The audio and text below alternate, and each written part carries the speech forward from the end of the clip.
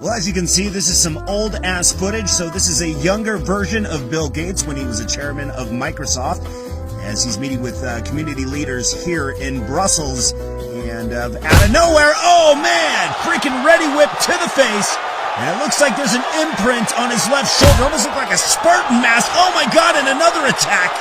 And booyah! For a third time, it is a freaking pie buffet first-hand experience for Bill Gates as he walks away nonchalantly. My God, let's take a quick look at the replay brought to you by Ready Whip, I guess. Bill Gates pimping it. And when you look at this footage, you have to ask yourself, what was the motive behind this?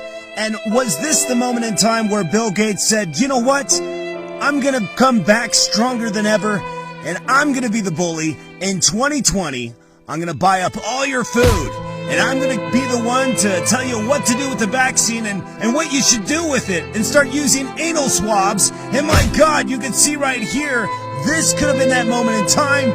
Everybody, you can thank these guys for creating this Dr. Evil that we see roaming the earth today.